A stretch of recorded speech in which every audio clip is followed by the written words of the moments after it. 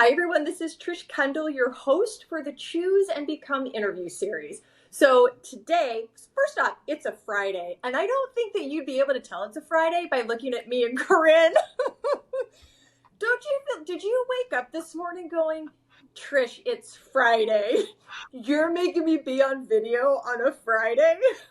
I think what's funny, Trish, is that I live in Colorado and I was speaking on the East Coast all week. And when I opened my calendar this morning, I had a different podcast interview that happened at 7 a.m. my time. And so this is a Friday of like, whew, already thriving in chaos. Sure. It is thriving in chaos. Okay, so very quick. We're going to get into the interview with Corinne Hancock Scott, and she is an expert in thriving in chaos. We'll talk about that, but as everyone knows who follows me, we're going to get into Corinne, the whole person. But I want to take a step back before we move forward for anybody that's new to the show. So I made 5 critical choices on my journey from the pit of despair, which Corinne is very intimate with. She knows my journey.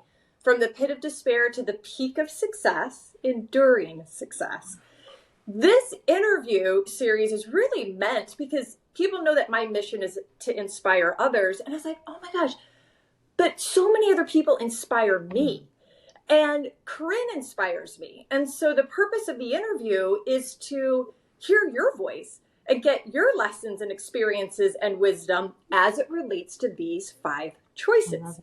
And we'll get into the 5 choices. So first and foremost, thank you for being with me. And thank you for being with me on a Friday. Absolutely. On video. Absolutely. Will you take just a minute? Actually, before I even have you get into Corinne. So I said we know each other. We've met through our network, but then Corinne and I had the opportunity to really create and nurture an intimate connection as we were both together on the TEDx journey.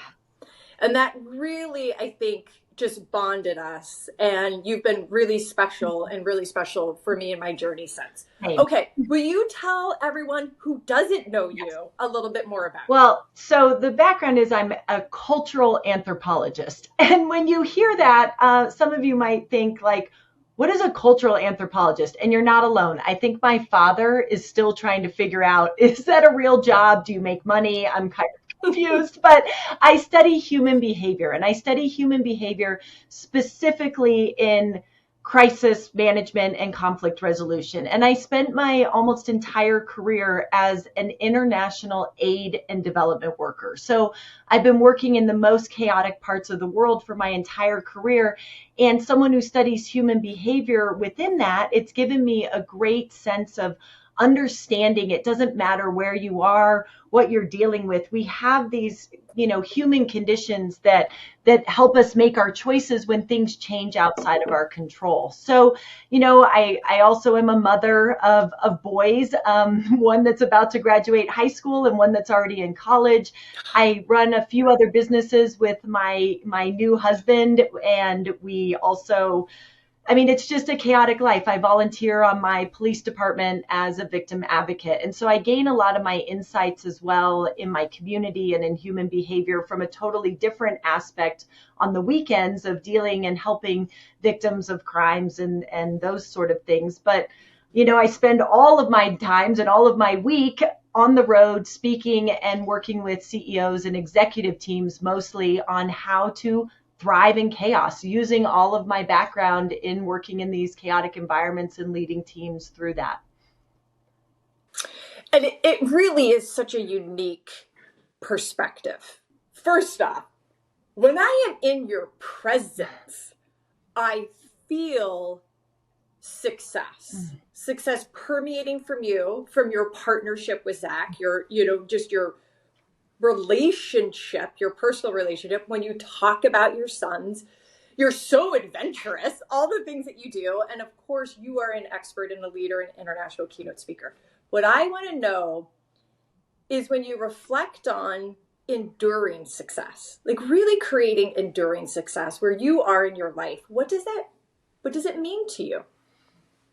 I think it's I think it's so powerful to look at it in that way, because I think the challenge for sometimes of, let's say, outwardly successful people is that it looks like to the world that we have it all figured out and that we've kind of figured out and hacked the system. But psychologically, for me, I'm never there. And I think most high achieving leaders, or people that we look at as people that we think are so successful, or even myself, is that I haven't gotten there yet. And so I think it's always growing and always learning and seeing how I can expand and what do I still have questions on. And so the success for me is comes from my curiosity to keep seeking it. That's awesome. For me, the first critical choice that I made was to actually make a first Mm. choice.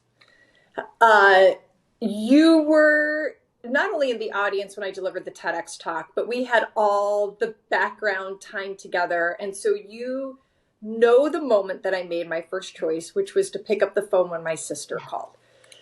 Now, since then, I have made a number of first choices that weren't so profound. Some of them are just very practical.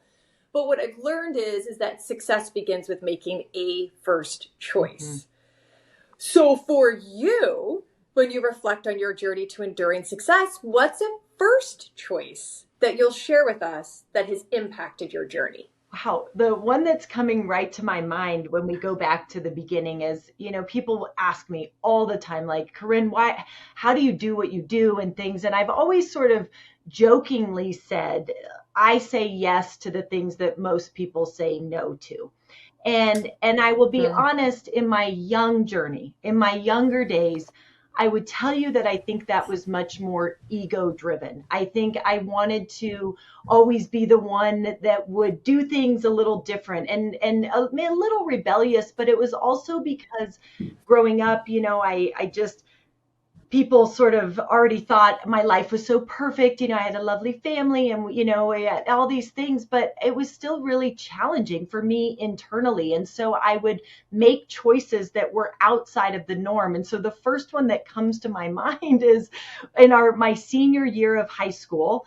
All of my graduating class was doing their senior trip to Mexico. And that sounded Oh, like the worst experience in the world to me. Like, oh, with a bunch of high schoolers that has already been, challenging for my whole life. And now we're going to go to a country where we're all going to get drunk and do this. Sounds horrible to me. oh, So I actually somehow signed up or found, and this is, dating myself, but in 1995. So it's not like I'm getting on the internet, yeah. searching this. And I chose to go on an outward bound adventure. So outward bound is an adventure school, and I live in Colorado, and I went on a 2.5 week alpine mountaineering course in the San Juan Mountains. And so that was the very first moment Wow. that I can tell you that I remember even being on the alpine mountaineering survival course, and we're trekking through snow, fields, and I'm having to build a snow cave. And I remember digging out this snow cave,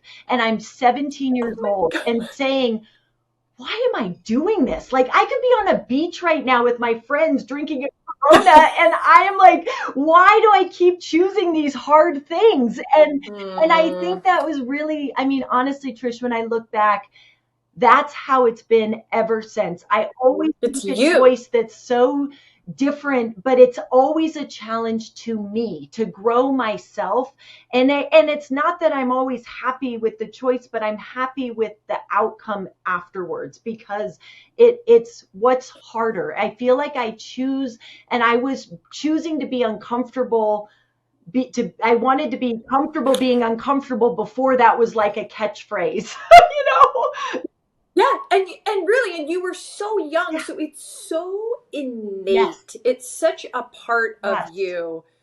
And then you just like totally dove into And then it chaos. just kept getting crazier. And just, as you know, from my, I don't know, but from my background is, I went to Yeah. university, and a lot of people in where, and it is, I know, a privilege, like went and studied abroad and did those things. But a lot of people would study abroad in France and Spain or England. And I picked a program where I went to Russia, China, and Nepal. I mean, it was insane. Who does that? And my study abroad group was 5 people. 5 of us. Yeah. So, I mean, And then, just been that way. Okay, I'll get us back to the second critical choice. But will you just take me really quick through then where did you go from there to then begin your career? Like, so then what happened? Yes. So essentially, I spent all this time as a studying cultural anthropology, doing this work. So you studied that in school. Yes. That was like something you actually studied in school. Yep. So you knew, like, within you that okay. So, all right. Yeah. So keep the background in human development, psychology, and cultural anthropology, and so. I then, in my study abroad days, I met a boy, and right, and I ended up moving to the UK, and he was British, and I lived in London for about 5 years in that sort of right after college phase. Got married to a British man, lived in the UK for several years, and was just sort of trying to discover myself. I worked actually. I did another degree while I was there in human nutrition. I worked as a nutritional counselor for some time while I was in the UK, which was very funny as a blonde American girl. Like, let's talk about health, right? Like, it was not quite fulfilling my soul. Like portion sizes. Yeah. And so and my husband at the time and I, we decided to embark on a journey, and we took about 6 months and backpacked all around. We left from Mexico and backpacked all the way to Colombia and all through Central America, and just started seeing, other parts of the world in ways. And it was fascinating to me because that was my background. And we moved back to the US, where I live in Colorado, where my family was from, and had some babies. And, when they were about 2 and 4 years old, we decided that we were great friends, but we were on different life paths and different journeys. And so, it was an amazing, amicable divorce because it was a choice, a very conscious choice that I wanted to live this life of service and of giving back. And he really wanted a wife that was going to be a traditional wife and stay home and be with the kids. And so he was so proud of me when we divorced because I went and did exactly what I said I was going to do. And that's when I started getting connected with different nonprofit organizations that were connecting me with different contracts within the State Department, where we were running different leadership and development programs for youth around the world, specifically for me in sub-Saharan Africa. And that's really where my connection to Africa became. And I was running and working on all these leadership development programs. That was a big contract through the State Department. And it then, starts spiraling from there, and you become kind of known in that subject matter world of sub-Saharan Africa and those portions. And I started working for a very large nonprofit organization as a program director and clinics director, which was in the healthcare side of things, which wasn't my background at all. But I knew how to lead teams. I was getting very familiar in certain countries within Africa and had a lot of connections. And suddenly now I'm absolutely thrusted into this insane world of leading medical and training teams all around the world for one of the largest nonprofits in the world of Project Cure that delivers donated medical equipment and supplies. And people would ask me all the time, like, how are you doing that with these children? My kids were young. But honestly, it was because I had a great co-parenting relationship with their father, because I seriously, Trish, when they were younger, I spent every month in the field. So I was 2 weeks overseas and 2 weeks home for years. Wow. And it was really challenging because it wasn't like I was in New York City or somewhere fun. I was in the Congo or in the middle of Ecuador or somewhere leading these training and medical teams around the world. Wow. I mean, I know that, but I didn't fully grasp. Yeah, like how did it all come together? Yes. And then, and then from there I left. Appreciate you, like, just go ahead. Yeah, and it goes all the way back. I'm going to say it goes all the way back to making a first choice not to go to Mexico on your senior Truly. graduation, get drunk and vomit everywhere with everybody Truly it else. did, because who would do that, right? And there was a lot of, criticism, and a lot of, sort of, as a mother and women, you can all appreciate how hard it is to be working on your career and trying to be a great mom at the same time. And especially when Yeah, your career takes you away from your family, either mentally or physically, or, and in my case, it was very much emotionally and physically. And it was tough, for sure. and so it was a crazy time, but they got to have great Thank you for experiences, sharing and that. they traveled with me a lot. So I think, I mean, it's amazing, and now that they're yeah. amazing men almost. Okay, the second critical choice that I made, and we'll roll right into here, was to commit to a two-way agreement. For me at the time, it was committing to a two-way agreement with my sister. Since then, well, when I committed to this two-way agreement with my sister, what I experienced this transformation from I have to do these things to I want Mm. to. I actually felt the transformation from duty and obligation to joy and desire because of the commitment in the agreement. So I'm very curious. Nowadays, I think we have and do enter into two-way agreements often. Two people that come together, or two entities with the mutual desire for a mutually beneficial outcome. The outcome might be different for me than the outcome is for you, but we're in it, for benefiting both people. Mhm. But sometimes we don't commit. So when you think about two-way agreements, is there a two-way agreement that you've entered into in your life that when you reflect, you say, this is what I gave and this is what I got. And it's really impacted and played a role in my journey. Well, I think actually when you share your story of that two-way agreement, I think, like you said, it's not always this thing you're so happy about at first, but it is, and you start out with something, like you said, that you kind of need to do, and then it turns into what I want to do. And I think, my decision to leave my big nonprofit job and my fancy title and all of that was a very hard decision for me to make. And I decided, I spent a small time in between what I'm doing now, working at a private school as the leadership coach and I could entrepreneurship director. And it took everything I had to leave.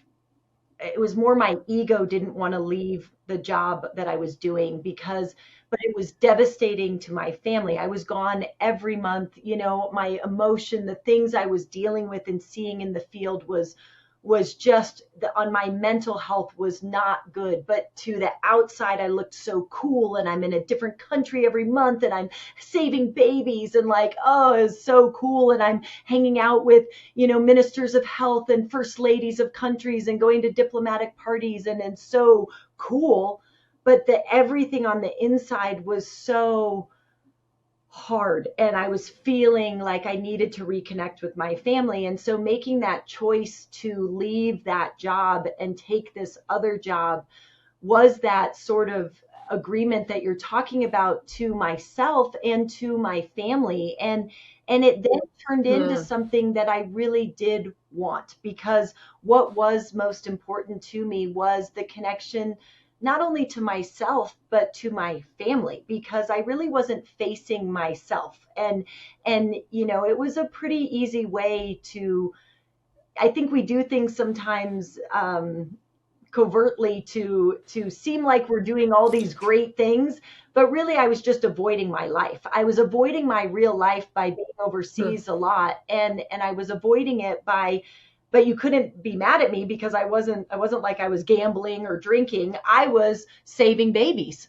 So but it was no different of really the behavior of avoidance when I made a conscious choice of saying, I need to face myself, my family, my role as a parent, and do this other job for a while. And then I can make a conscious choice of what's next.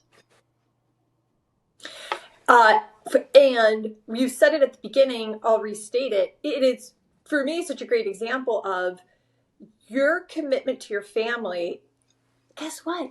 We didn't really want to do those. It was almost have to. Yes. Right?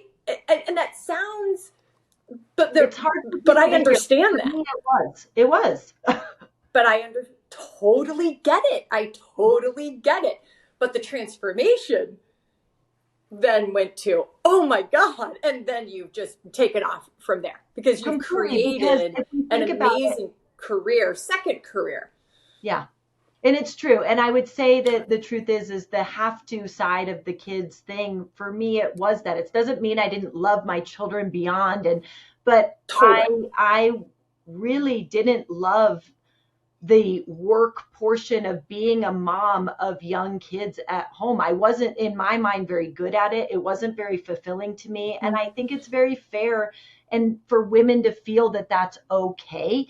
And I sort of avoided it in a different way by choosing a career that did take me away from it. But again, on the ego side, you couldn't be mad at me for it or think I was, because I was doing something so great out in the world. But in a very real way, there was a portion of it that was an avoidance of that portion of my life. And I really wanted to reconnect to it. And my children and I now, like I said, they're older kids now, 19 or 18 and 20. And we talk about it a lot. And we really did a lot more quality over quantity. But when I reflect back on it being a choice, it was, whether totally conscious or not, it was a choice that I had to shift.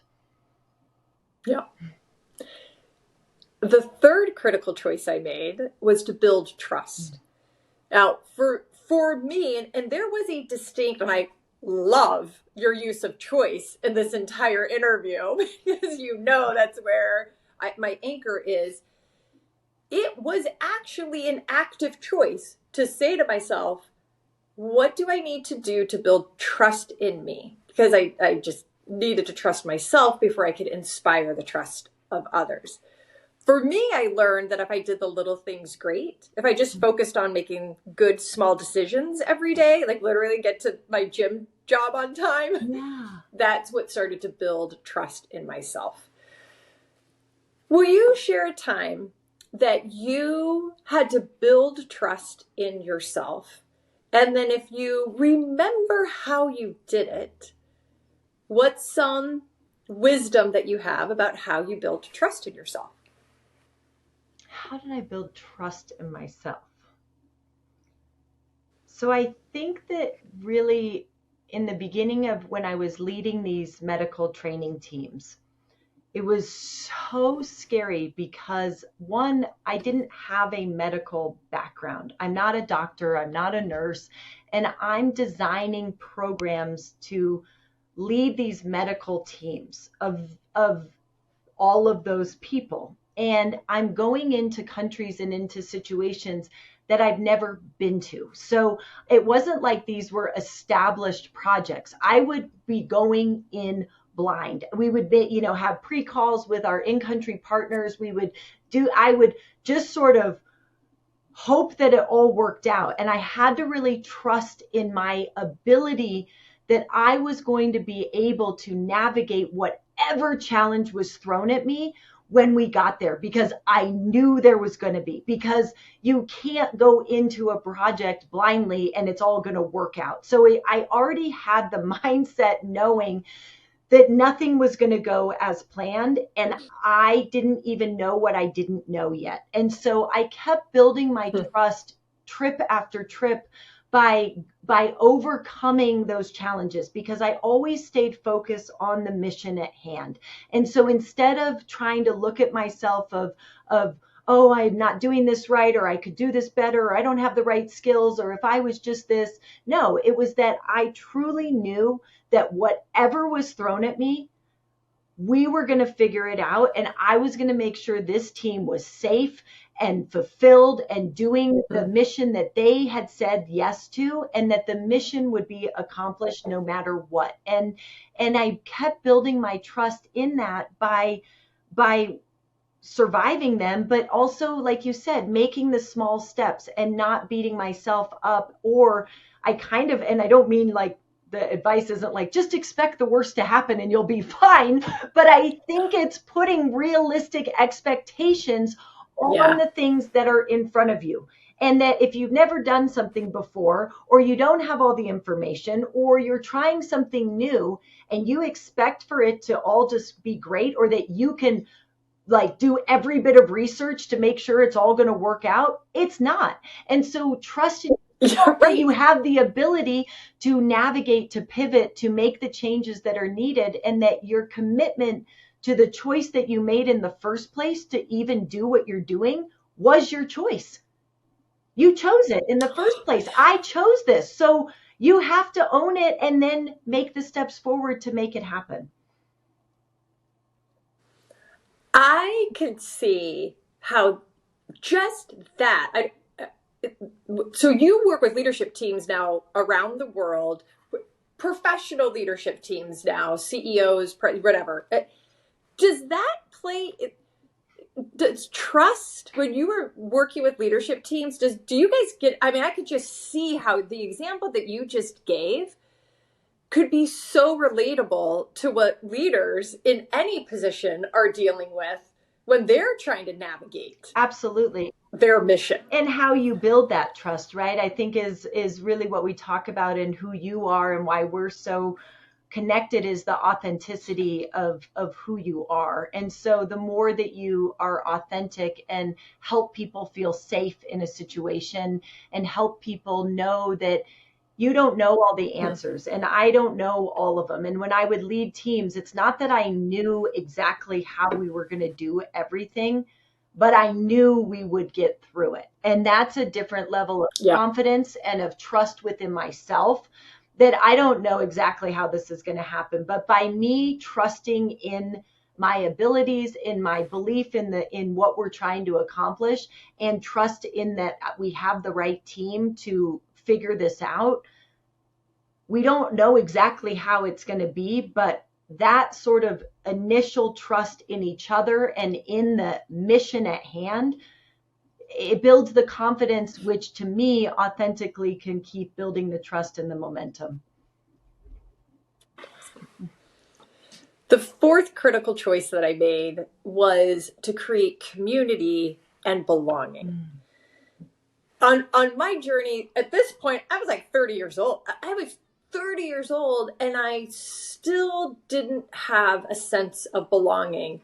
But what I learned is that belonging really requires action on my part to want to belong, and then action on other people to help me along. So I created for myself my first community, and truly my sense of belonging, with 5 women that were still friends today, and we ended up running the Chicago Marathon together. And so that was my first community, and it was my first real experience of belonging. Since then, I've made it very purposeful and deliberate to create that amongst other communities. I am so fascinated about, of course, your perspective today on the communities that you're a part of, but you have such a unique perspective being in other countries and the communities that form there. We were just talking about Africa. I mean, so I want to ask you two parts of this. One would be, what are the communities that you're a part of today that support, or what, it doesn't even need to be today, the communities that have supported your journey? And you can start with whichever one you want.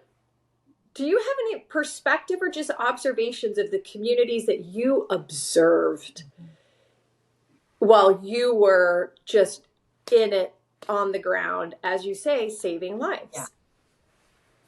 So I think I want to start with the second part of this idea of community, because it was the most surprising part, because, I've had both perspectives of bringing students, from sub-Saharan Africa to the U.S. to experience leadership development and training programs and their perspective. And then also even taking, so many groups of Americans and other nationals to very rough environments of a developing world country and living in those communities. And also, like I said, being part of homestays and studying abroad and living in so many various communities has been a very interesting perspective. And the thing that I gain a lot from it is that some of my counterparts, especially in Kenya and different parts of Eastern Africa, feel that we in America are very much lacking community, and that their sense of community is such a curiosity around people's well-being and their families and their jobs. And, every morning is started with a huge greeting. Every email, every interaction that I have with my partners, especially in Eastern Africa, is such a connection to the human being and to the community at hand, our families, our friends, how is everyone? And there's a huge sense of disconnect for us sometimes that, we tend not to, a lot of us know our neighbors or know even what's going on or their families or anything. And theirs is so much a connection of wanting to know each other, but it's also to help each other and to make sure everyone's okay. And so I think that, there's a lot in it of survival and of also, just cultural differences. And here in America, we occur very closed off to our own inner circles, and that our communities are very, they're very defined by who we spend time with or what, school our children go to or what clubs we're involved in or where we do our exercise or, it's just our communities kind of become defined sort of by our activities or our interests instead of really just by where we are. And I think that for me, community has evolved so much because I just love community, because I'm so curious of human beings, and I almost feel like I create community everywhere I am. And so I think you have to sort of define what that means. Does it mean that that's who is in your life forever, or is just this week that you're working with this group now your community? And can you be vulnerable and real enough and open yourself up enough to be accepted into a community, even if it's just for a day or for a lifetime? And I think it just starts to become, what does the feeling that community really gives you? And I think that feeling is feeling seen and heard for who you really are and accepted. And that we all as humans want to feel that acceptance and that value to a community. And so I like the idea of always trying to sort of be a valuable contributor to society. And so I don't really feel like I have any super defined communities, because I'm a human being who wants to be connected to any humans that I meet in that environment, right? And so I think it's an interesting thing to think about, because of course I have groups of friends and different activities that I would say are my community, but I would just invite everyone to really take it to a more human level of what even is the feeling that we're seeking, and can you create that in your everyday life? Doesn't mean that you can't connect with your community at work or the community that you get your coffee at. It doesn't mean that it takes away your time or all these things I think that we have fear of. It's just be open to what you could receive. Oh, and it's the way you describe it hits my heart and head, but hits my heart for sure. The community is a sense of being. And that is how you show up. And if I just think about, and it is how I show up. So there's no humble, but that is this sense of wanting to connect, with the human being that I am interacting with. And me and you and Zach, remember the TEDx dinner? It was like people probably would have had to, we wouldn't have had dinner. We were in our little corner, like, oh, now we need to connect with other people. We didn't know each other. You know, we knew each other, but we knew of each other, but we didn't know each other. And I only use that as an example because it was the first moment of interacting with you in person for an event that we had the next day that was going to be hard and we were nervous. But what you just said is that community could be about community can be formed in an interaction during an event. It doesn't need to be a lifelong. Now, through that community, through that connection and interaction, some people may choose to continue to grow that and nurture that, which you and I have. For sure. This is going to lead me right to the fifth choice. For me, this was the most important, most critical point on my journey, but I wasn't ready to make it, this choice, until I made the other four. Finally, I chose to embrace my boundless capacity to give love. Love, the verb. And the example we were just talking about with community, I think, is like giving love and to receive the love that others want to give me. And I mean, sometimes I say it and I think people might think, oh, is that really hard? Like it was, and sometimes it continues to be hard, and it's a deliberate choice. Yes. So what I want to get in with you, when I say love the verb, the choice, the action, in your world, how does giving love, like, how does it manifest? Is there an example around you that you'd say this is an example of love, the verb, giving or receiving? Well, I think it actually speaks into directly what is happening in this next chapter of my life, because as we talk about, like, that I've always wanted to be comfortable being uncomfortable, but really it speaks directly into that final idea of my capacity keeps growing to give love and receive love at a larger and larger scale. I think as people look at these 5 steps and all of these journeys, and as we get more comfortable being uncomfortable, really what we're pushing up against is exactly what you're saying, this vulnerability to keep expanding and opening ourselves to these new experiences, to give and receive love. However you want to see it, that's what's happening at this deepest level. And so what's happened now in this is that, you know, the past, ever since the pandemic, I have been spending every moment of my life serving our, you know, and receiving as much, you know, from great experiences of training and working through thriving in chaos at this corporate level and traveling around the world, delivering workshops and keynotes.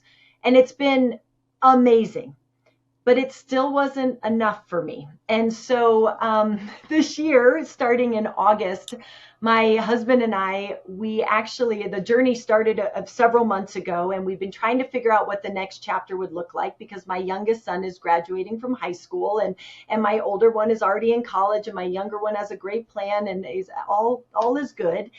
And we actually applied and just received our invitation to serve in the Peace Corps. So for those of you who aren't familiar with the Peace Corps, or maybe have a little bit of a sort of different perspective of it, you know, some people think, wait, I thought that was just for young people, or I thought that was some hippie thing that was in the 70s, and it's not. As a government, you know, program that, yes, was created in the 1960s for young people initially to go and represent America around the world and help with service projects, but it's hugely diverse and grown, and there's people of all ages, all sectors, all backgrounds that now apply and are invited to serve within the United States Peace Corps. And so Zach and I are actually leaving in August. We were invited to serve in Namibia, which is Southwest Africa, and our contract is for 27 months.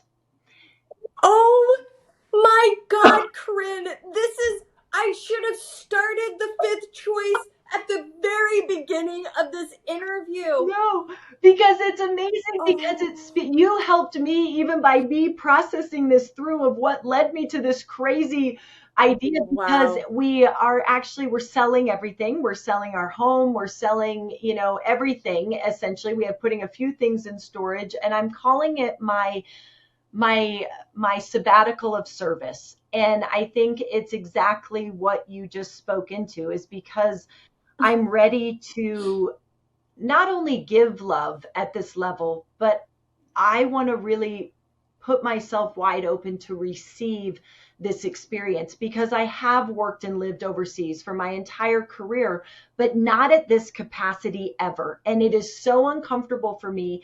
And Zach and I both have very different jobs that we're assigned to when we're there. My job is I'm the economic empowerment coordinator. So I'll be working on helping specifically women create entrepreneurship projects in economic development, which just it makes me beyond excited. And Zach's background in the military, and he was also a medic in the military as well. So he has the health background, which I have too, but he gets to now serve as a health educator specifically around HIV prevention and management. And so I'm just beyond excited how all of the pieces are going to connect together. I have my own nonprofit organization now that leads other medical and training teams that are now going to be able to connect with some of the work that we're doing there. All of the CEOs and executive teams and amazing leaders like you that I've been working with all these years, I hope want to, either come to Namibia and invite, but also be part of this growth that we can help create community in a different way of developing, and educating on a new way and learning from each other. And so I kind of can't believe it. I'm still in shock. It's something now that I needed to be scared again. And I haven't been scared in a long time, and not scared but uncomfortable. I'm very uncomfortable and I'm very excited at the same time. And, there's obviously huge impact all over, positive and scary, to my family, to everyone. And to think about closing up your life for this long has been, and not knowing where you're coming back to is what I Mm-hmm. wanted to remove that security to make it. I want to know what the experience is going to create, and I'm excited for people and you to follow along the journey as I keep uncovering it and working through it. Because even just the past few months of trying to decide, what do you even keep?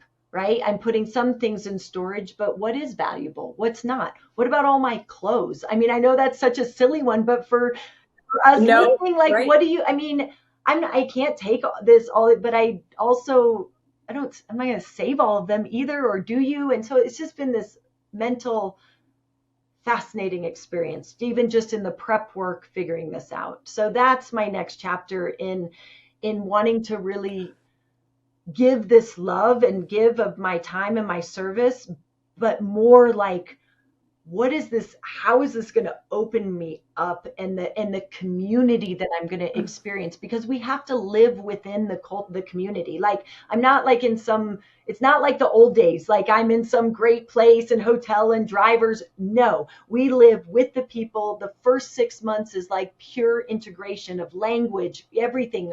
We don't have vehicles. We have to live on the same income as our community. I mean, it's like, yeah. How? Like, I really just hope we have water in our house and I don't have to walk and get it. But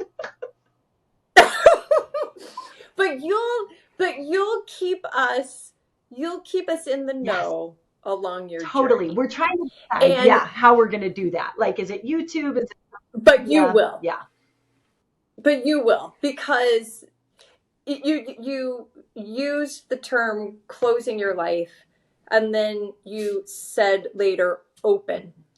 And that is what I feel is what in fact you're doing is not just opening your life again bigger and broader, but because of that you're going to open up the lives of all of those people that you interact with, including yeah, me just right now. totally.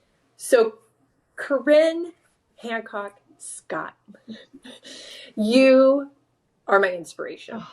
Thank you for saying yes immediately, for joining me on a Friday on video. By the way, I love the picture behind you, so we might have to discuss that. It was Lily with her horses. Yes.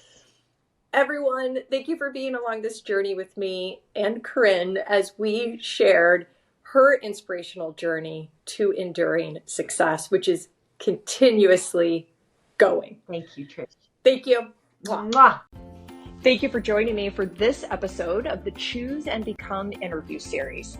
To check out more episodes, go to www.trishkendall.com/podcast, or go to any of your favorite podcast channels, including YouTube, under Trish Kendall Speaks, and you'll find this interview and more. Choose and become.